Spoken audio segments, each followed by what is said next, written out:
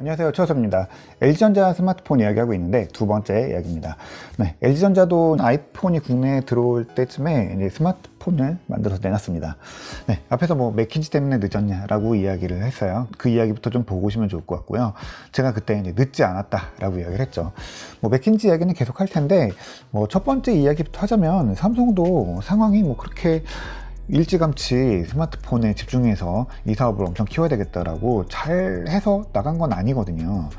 이거 제가 거의 마지막으로 썼던 피처폰인데 햅틱 폰입니다. 그래서 이 피처폰에다가 여러 가지 이제 집어넣으려고 했던 시도는 뭐 LG뿐만이 아니라 삼성도 마찬가지로 했습니다.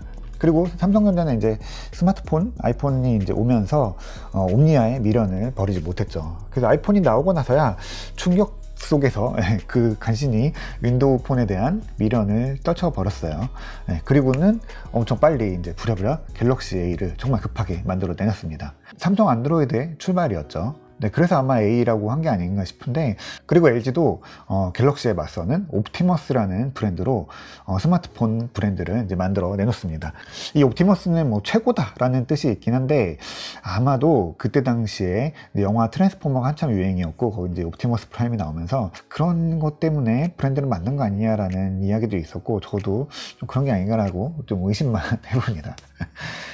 근데 뭐 갤럭시 A도 그 당시에 그렇게 잘 만든 제품은 아니었어요.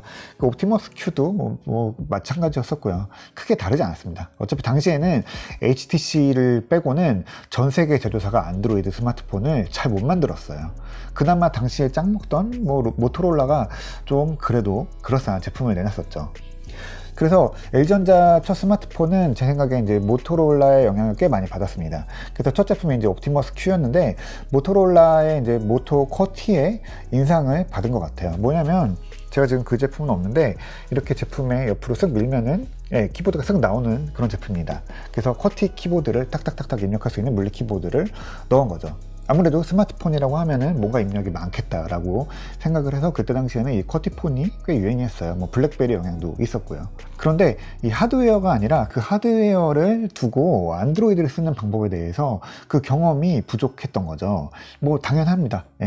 안드로이드 1.6이 그때 이제 들어갔는데 이게 도넛이죠. 근데 그때는 이미 2.0 때 이클레어나 뭐 프로 이런 것들이 막 나올 때였었어요. 이때 안드로이드는 변혁의 시기여서 반년마다 메이저 업데이트가 있었고요. 뭐 그때마다 거의 뒤집어졌습니다. 그리고 그 OS 하나하나도 꽤 불안정했었어요. 최적화가 너무 어려웠죠. 그리고 1.6이랑 2.0은 전혀 다른 운영체제라고 봐도 될 정도였고요. 뭐 2.0 때도 2.1, 2.2도 완전히 다릅니다. 기존 휴대폰 만드는 거랑 방법도 뭐 OS를 바라보는 가치도 완전히 달랐어요. 제조사들 아마 미친 줄 알았을 거예요. 그래서 업그레이드를 해야 됩니다. 이거 업그레이드에 대한 수요가 이때부터 이제 생기기 시작했어요. 새 OS가 나왔는데 왜 못 가냐, 윈도우 깔듯이 그냥 깔면 되는 거 아니냐라고 하는데 일단 그게 쉽지 않죠. OS 업데이트는 업데이트라고 우리가 부르지만 거의 하나부터 열까지 새로 만드는 거거든요.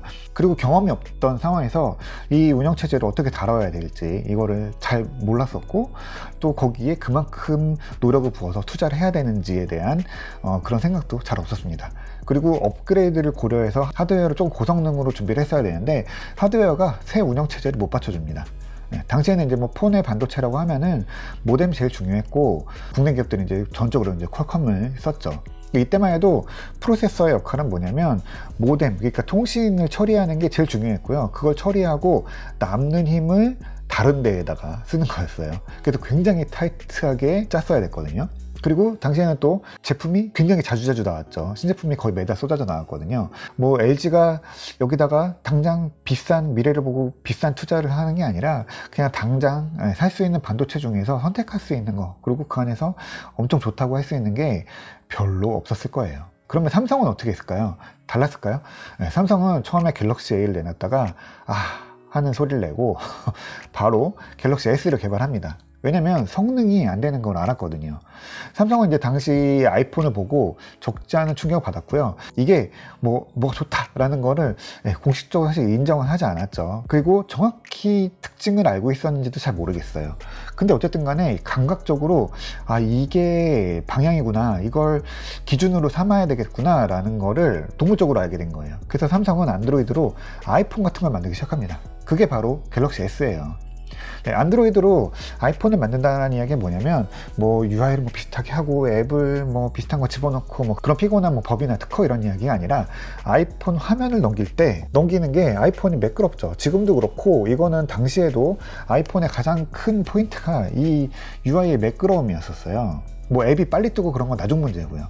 그냥 스마트폰이 되게 성능 좋아 보인다라고 느껴지는 게 이거 넘기는 거였어요. 그래서 삼성 임원들이 주머니에 항상 아이폰 이제 꽂고 다녔다고 해요. 이걸 분석하고 쓰고 그러는 목적이 아니라 그냥 개발실에서 저희 제품 이제 C제품 만들었어요. 그러면 이제 도시락통 같은 이제 뭐 그런 데 넣는 들어가 있는 기판들 있죠. 이제 케이스가 없는 그런 기판이 나오면은 네, 주머니에서 딱 꺼내서 2개를 놓고 이제 봅니다. 그래서 이렇게 해보고 이렇게 해봅니다. 그래서 이거 느리잖아 라고 얘기를 하면 네, 다시 개발을 해야 되는 거예요. 이게 좀 웃기는 이야기일 수도 있는데 사실 이게 지금 삼성을 글로벌로 만들어 놓은 첫 번째 이유고 가장 큰 경쟁력이거든요. 포인트가 뭔지 알게 된 거예요. 그리고 이거를 갤럭시 S에서 그나마 비슷하게 만들어냅니다. 어떻게 했냐고요? 삼성전자 반도체에서 ARM 프로세서를 이거에 맞춰서 찍습니다. 엄청나게 빠른 거 찍어요. 1GHz로 작동하는 프로세서를 찍은 거예요. 아이폰 3GS의 CPU가 600MHz 정도였었거든요. 그러니까 당시에는 아키텍처, 뭐 설계, OS 뭐 이런 거 다 떠나서 그냥 CPU 몇인데 600이요. 600인데 왜 똑같이 600에서 느린 거야? 라고 생각을 할 수밖에 없었거든요. 근데 안드로이드가 사실 좀 무거웠고 당시에 최적화가 잘 안 됐으니까 사실은 많은 부분을 성능에 의존할 수밖에 없었거든요. 그래서 똑같은 걸로는 안 된다 라고 깨달은 거고 더 빠른 프로세서를 개발하기 시작한 거죠. 그걸 경영진이 받아준 거예요. 그래 만들어서 찍어 해보자 라고 한 거죠. 그래서 1GHz 스마트폰 갤럭시 S가 드디어 시작이 됩니다. 당시에는 삼성이 알았는지 뭐 잘 모르겠지만 반도체가 삼성전자의 경쟁력이 되는 바로 그 순간이었습니다. 근데 LG는 그 성능보다는 디자인에 조금 더 매달립니다. 어떤 형태의 제품이 시장에서 받아들여질지 조금 헷갈렸고요. 그걸 찾느라 사실 많은 시간을 보냈던 것 같아요. 그리고 이제 프로세서와 운영체제의 중요성 이런 것들을 잘 받아들이지 못했던 것 같습니다. 운영체제 업데이트를 이용자들이 왜 원하는지 그 답을 사실 지금도 완전히 찾지 못한 게 아닌가 싶어요. 그래서 뭐 개발 인력이 모자라서 업그레이드 항상 벅차다고 하는데 중요하다고 생각을 하면 사람 엄청나게 뽑아서 투자를 하고 계속 OS 업데이트에 대한 준비를 했어야 된다고 저는 생각합니다. 그래도 이제 이게 쭉쭉 계속 제품이 나오면서 경험을 하게 되죠. 그래서 옵티머스 LTE 정도 들어와서는 좀 좋아졌어요. 이게 뭐냐면 LG가 명확한 목표가 생긴 거예요. 갤럭시 S라는 목표가 생겼기 때문이라고 저는 봅니다. 삼성의 목표가 애플인 것처럼 말이죠. 삼성이 갤럭시 S로 잘 나가는 거 보니까 안드로이드는 갤럭시 S처럼 만들면 되겠다라고 생각을 한 게 아닌가 싶어요. 이때 이제 본격적으로 맥킨지 결정에 대해서 좀 놀림을 받았었는데 이 늦었다고 볼 수 있을까요? 아니요, 저는 이때 하나도 늦지 않았다고 봅니다. 삼성이 그렇게 빨리 나갔던 것도 아니에요. 뭐 2010년, 11년이 어떻게 지나가고 뭐 옵티머스 뭐 3D 뭐 이런 것도 나오고 옵티머스 뷰 이런 것들 뭐 신기한 것들 많이 나왔죠. 근데 LG전자 스마트폰의 최고의 순간 그리고 최고의 기회는 저는 2012년이라고 봅니다. 제가 LG 스마트폰에서 최고로 치는 제품이 옵티머스 G거든요.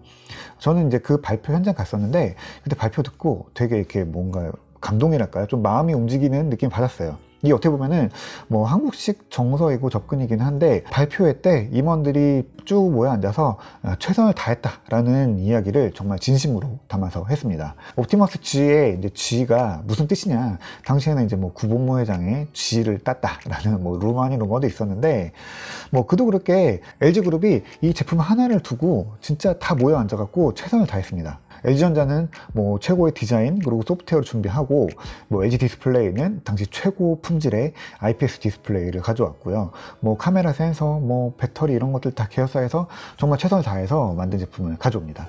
그래서 그거를 하나로 이제 뭉친 거죠. 이건 LG전자만의 작품이 아니라 그룹이 함께 만들어낸 작품이거든요. 어떤 시장에 맞는 제품들을 그룹이 힘을 합쳐갖고 순식간에 빨리 만들어낸 거예요.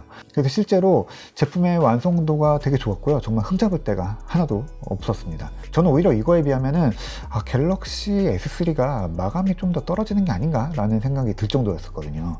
시장이 딱 원하는 거를 만들어냈어요. 좋은 성능 그리고 잘 만든 디자인 이런 거 탄탄한 뭐 그런 느낌들. 그리고 어땠나요? 대박이 났죠. 세계적으로 뭐 삼성을 뒤집었다 뭐 그렇게는 못했지만 국내에서는 판매도 좋았고요. 업체력 뒤치락 했습니다.